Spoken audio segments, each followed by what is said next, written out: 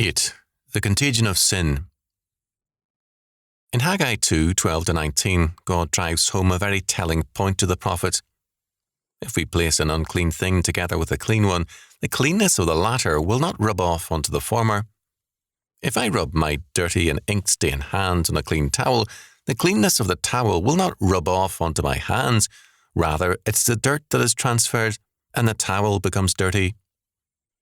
By this means, the Lord made clear to Haggai and Judah that sin is contagious, but righteousness is not. We are not Christians simply because we belong to a good church, a good family, or a fine community. Moreover, a good profession of faith does not make us holy or godly. Sin and injustice are all around us, and they readily rub off on us if we are not careful. To stand against this requires faith. It means that, being regenerate, we are governed by the power of God, not by the pressures of the group. We go against the current rather than with it, because the currents of our time are replete with injustice and ungodliness.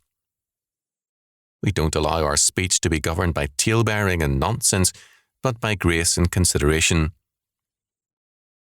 In our day, we have exalted the feelings of the group to the place of God. Group dynamics has replaced morality, and all too many people respond to peer pressure rather than the law word of God.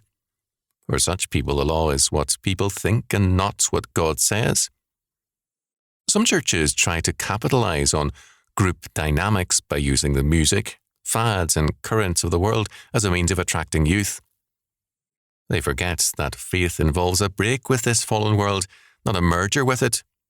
Faith comes by the power of God, not by merging with the spirit of the age.